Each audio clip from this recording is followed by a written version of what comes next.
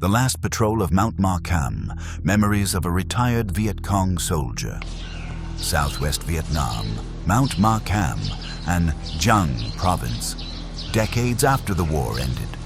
They say you can still hear gunfire and commands echoing through that mountain.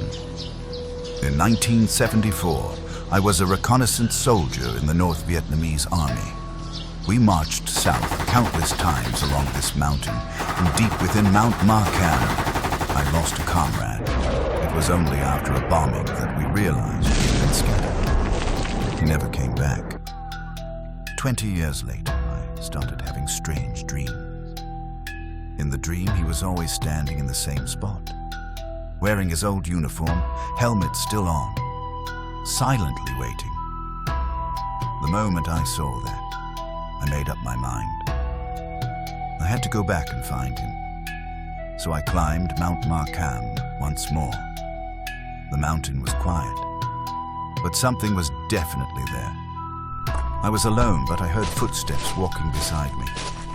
And up on the ridge, soldiers in uniform stood in line.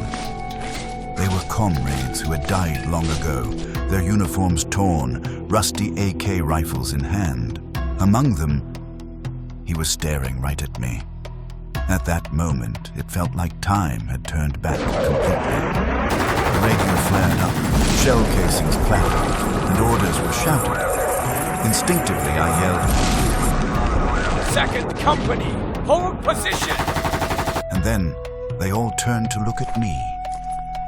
They looked at me as if acknowledging me, then quietly walked into the mist. Since that day, I never returned to that mountain, but sometimes I still hear their breath through the radio. Markham Mountain, that place. The war hasn't ended there. And maybe they're still out there on their final patrol.